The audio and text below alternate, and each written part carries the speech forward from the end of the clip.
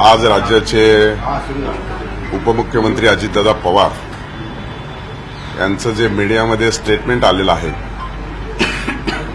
महाराष्ट्र विधानसभेच्या निवडणूक लागण्यापूर्वीच कौटुंबिक अघोषित एक करार झाला होता, किंबहुना कर्जत जामखेडच्या संदर्भामध्ये माझ्याविरोधी एक कट रचला गेला होता. त्याचा मी बळी ठरलो, त्याचा आज प्रत्यय आलेला आहे. मला या गोष्टी ज्ञात होत्याच, परंतु विश्वास बसत नव्हता. परंतु दोन गोष्टी माझ्या निश्चितपणे लक्षात आल्या. वारंवार मी महायुतीचा धर्म पाळण्याच्या संदर्भामध्ये वरिष्ठाकडे, पक्षाकडे, अजितदादांकडे मागणी करत होतो. परंतु आज स्वतःच अजितदादांनी सांगितलं की मी सभेला आलो असतो तर तुझं काय झालं असतं. याचा अर्थ हा नियोजित कट होता, त्यात माझा बळी गेला. आणि दुसरं, जे आमदार रोहित पवार स्वतःला या राज्याचे भावी मंत्री, भावी मुख्यमंत्री समजतात, त्यांनी या विधानसभेच्या निवडणुकीमध्ये स्वतःचा आणि कुटुंबाचा मतदानाचा हक्क बजावला नाही, त्याचाही प्रत्यय आला. आणि एकूणच या सगळ्या राजकीय सारीपाटामध्ये झालं त्याचा मी बळी ठरलेलो आहे. परंतु या संपूर्ण प्रकारामध्ये केवळ हा जो मुद्दा दादांनी आज उपस्थित केला, याबद्दल आता तुम्ही वरिष्ठांकडे, कुणाकडे तक्रार करणार आहात का?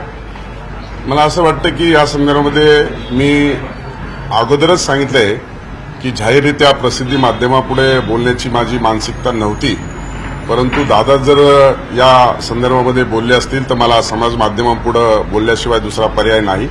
त्यामुळे पक्षाकडे आणि वरिष्ठांकडे या संदर्भामध्ये मी निवडणुकीच्या कालखंडामध्येच बोललेलो आहे. याशिवाय आणखी प्रकार दिसला, माळशिरसच्या जागेसंदर्भात पण असाच प्रकार दिसला, त्यामुळे दोन्हीकडे राष्ट्रवादी अशा पद्धतीने मला असं वाटतं की त्यांच्या कौटुंबिक कलहाच्या दरम्यान जो अघोषित करार झाले आणि त्याची अंमलबजावणी झाल्याचं चित्र तरी निश्चित स्वरूपामध्ये कर्जत जामखेडमध्ये जाणवत आहे. त्यांच्या पक्षाचा जो काही अजेंडा होता, शेवटी महायुतीचा धर्म मोठ्या नेत्यांनी पाळणं अपेक्षित आहे. माझ्यासारखा एक छोट्या कुटुंबामध्ये, शेतकरी कुटुंबामध्ये जन्म घेतलेला व्यक्ती एवढ्या मोठ्या बलाढ्य शक्तीच्या विरोधात आदरणीय पवार साहेब ज्यावेळेस 67 साली पहिल्यांदा विधानसभेमध्ये पोहोचले, त्यावेळेस माझा जन्म देखील झाला नव्हता. अशा परिस्थितीमध्ये मी लढा दिला. आमच्या कार्यकर्त्यांनी झुंज दिली, मोठा संघर्ष उभा केला आणि राज्यामध्ये 4थ्या क्रमांकाची पराजय झालेल्या उमेदवारांच्या यादीमध्ये माझं नाव 1,26,433 मतं पडली. तर कमी मताच्या फरकाने पडलेल्या उमेदवाराच्या यादीमध्ये माझा 6वा क्रमांक लागतो. आणि या दोन्ही यादीमध्ये नाव समाविष्ट असलेला, राज्याच्या 288 मध्ये नाव जर पराजय झालेला उमेदवार कोण असेल तर तो राम शिंदे आहे. त्याच्यामुळं या कटाचा आणि या अघोषित माझ्या विरोधी कारवाई करण्याचा मी बळी ठरलोय, हे यामधून सिद्ध झालेलं आहे. वरिष्ठांकडे तुम्ही आता याबाबत तक्रार करणार आहात? मला वाटतं वरिष्ठांकडे तक्रार करण्याच्या संदर्भामध्ये महायुतीचे जे काही वरिष्ठ नेते आहेत त्यांच्या संदर्भामध्येच असा जर प्रश्न उपस्थित होत असेल तर हे महायुतीसाठी चांगलं नाही, माझ्यासाठी तर नाहीच नाही. पण याच्यावर गांभीर्याने आमच्या वरिष्ठांनी दखल घेऊन याच्यावरती विचारविनिमय केला पाहिजे, ही माझी अपेक्षा आहे. एकूणच तुमचं कमी मतांनी पराभव जो आहे तो दिसतोय, या संदर्भात तुम्ही निवडणूक आयोगाकडे पुन्हा एकदा तक्रार करणार आहात? काउंटिंग संदर्भात काही बोलणी काही वरिष्ठांसोबत या संदर्भात? मी काउंटिंगच्या संदर्भामध्ये अर्ज दिला होता, पण रिटर्निंग ऑफिसरने तो अर्ज माझा फेटाळलेला आहे. आज पुन्हा एकदा जिल्हाधिकाऱ्याकडे मी जे काही माझ्या शंका आहेत, जिथं डाऊटफुल झालेली प्रक्रिया आहे, तिथं मी आज जिल्हाधिकाऱ्याकडे अर्ज सादर करण्याची माझी प्रक्रिया सुरू आहे. तो लवकरच सादर होईल. त्याच्यावरती जिल्हाधिकारी काय निर्णय घेत आहेत या संदर्भामध्ये मी पुढील कारवाई ठरवणार आहे. शेवटी त्यांनी जर माझ्या मागणी आहे आणि अतिशय कमी फरकाने हा पराजय झालाय, मागे पुढे होत असताना माझा जो अर्ज आहे तो मतदान मोजणीचा जो अर्ज आहे, पडताळणीचा जो अर्ज आहे तो स्वीकारला, पण स्वीकारण्याच्या अगोदर इलेक्शन कमिशन ऑफ इंडियाच्या वेबसाईटवरती कॅन्डिडेट डिक्लेअर केला, ही मोठी चूक रिटर्निंग ऑफिसरनी केली. याचा अर्थ प्रिजुडिस माइंडने रिटर्निंग ऑफिसर तिथे काम करत होते. याच्यामध्ये मी भविष्यामध्ये येणाऱ्या कालखंडामध्ये इलेक्शन पिटिशन देखील दाखल करणार आहे. अनेक ठिकाणी दारू, मटण, पैसे, अनेक केसेस देखील झालेल्या आहेत. याचं मी वारेमाप वाटप झालेलं आहे. त्या संदर्भामध्ये देखील इलेक्शन कमिशनची जी काही प्रक्रिया आहे ती पार पाडत असतानाच न्याय मिळण्यासाठी हायकोर्टमध्ये इलेक्शन पिटिशन देखील दाखल करणार आहे. या व्यतिरिक्त तुमचा विषय जरी नसला तरी आता सरकार स्थापन करण्याच्या दृष्टीनं प्रयत्न सुरू झालेले आहे. शिवसेना असेल, राष्ट्रवादी असेल, यांचा गटनेता निवडला गेलेला आहे. भाजपचा अजून गटनेता का निवडला जात नाही? काही अडचण आहे का?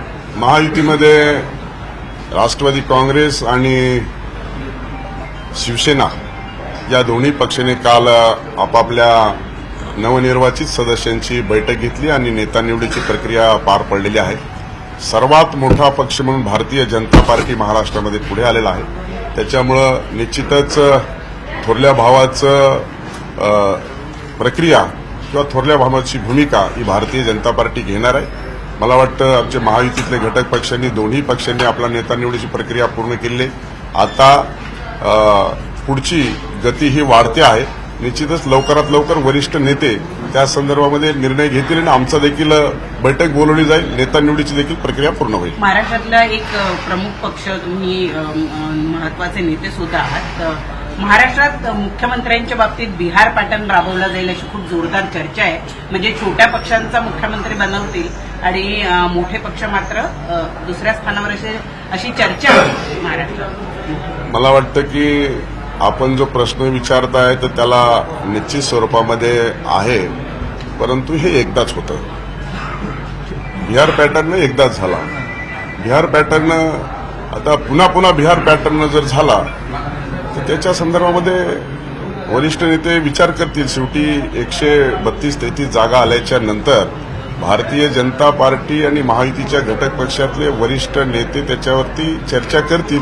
मला वाटतं अंतिमता निर्णय राज्यामध्ये होईल आणि तसा फॉर्म्युला आमच्याकडून दिल्लीकडून देखील विचारणा केली जाईल आणि त्या संदर्भामध्ये पुढील प्रक्रिया पूर्ण होईल. खरं तर पवार घराण्यामध्ये कुठेतरी सेटिंग झाली आहे का? ज्या पद्धतीने ओके, धन्यवाद.